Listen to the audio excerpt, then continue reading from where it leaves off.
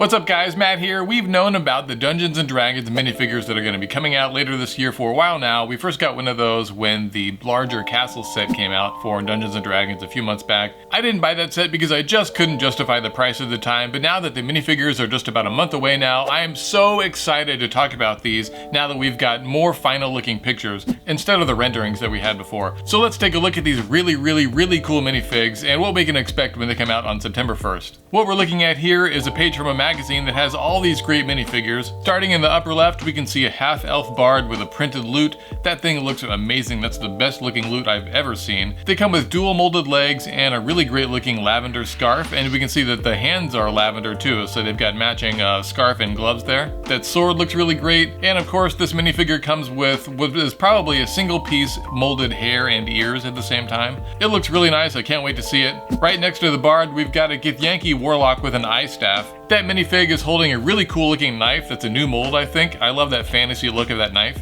This figure also comes with dual molded legs and they look really great here. I love the brown bottom of the boots with the blue legs. There's really great looking printing on those legs. It just looks fantastic. Looking at the head, they've got yellow skin and yellow ears that are again probably molded in with the hair. Also, more than half of these minifigures are going to come with two heads, so you can make them a male or female depending on whatever you want to do with your fig. Next to the warlock, we've got a dwarf barbarian who's holding an axe and a torch. That double-headed axe there just looks super awesome and tough. I love it. It's hard to tell, but it doesn't look like there's any printing on those legs, but I really like there's this like molded fur piece going on around the collar that looks really awesome, so I'm excited to see that. In the upper right, we've got a Mind Flayer and an Intellect Devourer. That's definitely a new mold for the Mind Flayer's head and for that Devourer. They look really good. I love the head on that Mind Flayer. It looks super cool. Below the Mind Flayer, and I hope I don't butcher this name, but we've got Strahd von Zarovich with a cup or a goblet of some kind. He's holding a rat and what looks like a black cape. Strahd has a short sword that looks really cool. He's also got dual molded legs with really great looking printing all over his chest and the legs. Below him we've got a Dragonborn Paladin with a shield and a mace.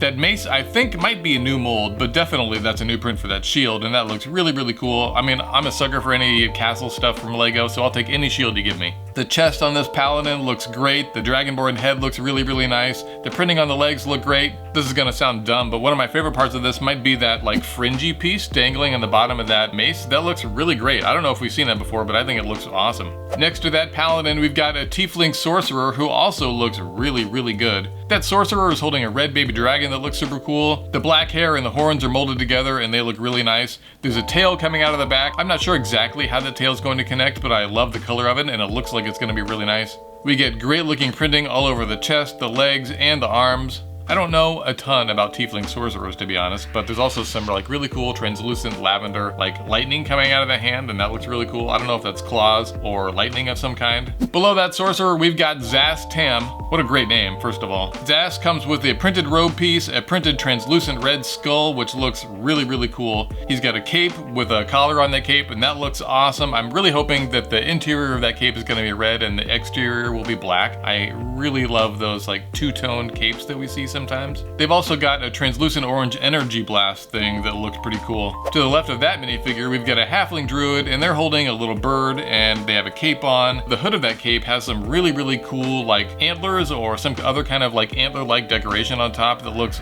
really cool. I can't wait to see how that turns out. The staff looks really nice and feels very like natural and organic, and just I love the growth coming out of the top of that staff. And then the dual molded legs look really nice. I love the two-tone green. This druid has some kind of really cool looking necklace that looks a little bit like it's made from like claws or teeth or something, which seems slightly antithetical to being like a druid or whatever, but I don't know. You do whatever you want, druid. I'm definitely gonna butcher this word, but to the left of that halfling druid, we've got an Aarakocra ranger with a bow and a dog. That little dog looks really great, so I'm glad to see that. The legs of this minifig look super cool. I love the like fawn looking legs or whatever. It's sort of like goat looking legs with that printing on there. Looks awesome. The head and the wings are probably new molds. I don't think I've seen them before, but they look really cool here. I love this minifig. Above that ranger, we've got Tasha the Witch Queen, who looks a lot happier than most of the other minifigs we're looking at here. She looks like she's having a blast. She's got this really cool looking flaming cauldron with stuff like pouring out the top. It looks awesome. She's got a printed book that looks really great, and she's got the same witch hat and hairpiece that came with the Hocus Pocus set, and that looks great here. She looks fantastic in this. Last but least, wait, that's not right. Last but definitely not least, we've got the Lady of Pain, who looks badass. That is absolutely a new mold for that head, which just looks amazing. I'm not familiar with this character, but that head looks so cool. Like, how could you not love this character?